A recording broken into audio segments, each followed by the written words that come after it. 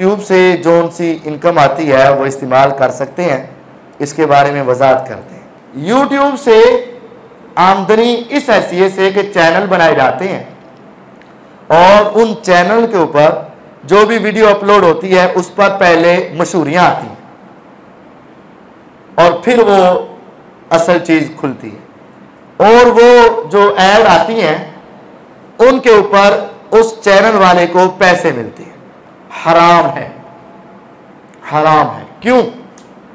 अगर आप दरस वाद नसीहत कुरान हदीस सुनाना चाह रहे हैं और वो खोलता है, पहले ऐड आती है नंगी औरतें, साज, हराम की चीज़ों की प्रोडक्ट और पता नहीं क्या कुछ आता है, तो वो साज लगाना हराम है और गैर महरम औरतों की तस्वीरें, बेपर्दा तस्वीरें हराम है।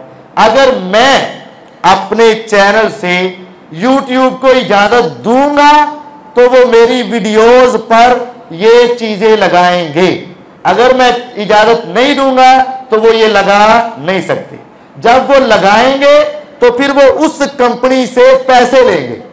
मिसाल के तौर पर जो आप सभी देख रहे हैं, मैं भी देख रहा हूं, फूड पैंडा की मशहूरी आ रही है, तो वो फूड पैंडा वाले यूट्यूब को पे करते हैं, यूट्यूब फिर जिस जिस चैनल पे चलाता है उसको आगे से कुछ अपने पास रखता, कुछ उसको देता है।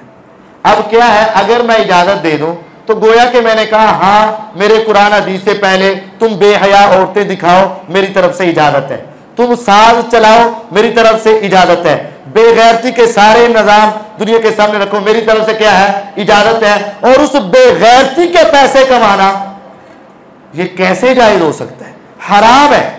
हमें भी रिक्वेस्ट आई थी यूट्यूब की तरफ से, हमारा अलवी मीडिया चैनल है, और बड़े लोगों ने कहा कारी साहब तुम्हारे सारे खर्चे पूरे हो जाएंगे। हमें कहा हमने इन खर्चों की कोई जरूरत नहीं, हराम है, हराम।